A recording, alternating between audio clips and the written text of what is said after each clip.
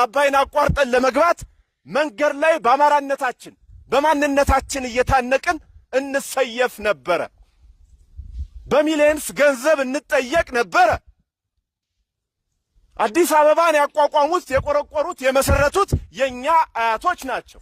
እና ኢምፕረስ ጣይቱ ነው እኮ አዲስ አበባን እምዬ ጣይቱ ናት የቆረቆረቻት። በቆረቆርነው ባቆምነው ሀገር ባቆምነው ከተማ እንዳንገባ በማንነታችን እያነቁ ይገሉን ነበረ። በወለጋ በሁሉም በአራቱም የኢትዮጵያ ማዕዘናት እናንተ ታውቃላችሁ፣ ምስክሮች ናችሁ። እዚህ ውስጥ ካላችሁም ቤተሰብ ሄዶ የቀረበት ይኖራል። ጎስጉሰው ከስር ፈንቅለው ተነሱ ብለው እንደውም አብይ አህመድ አንዳንዴ ይሰራብን የነበረው ግፍ ተነስተን ክንዳችንን፣ ማንነታችንን፣ ጀግንነታችንን፣ ክብራችንን እንድንመልስ ምክንያትም ሆኗል። እንደው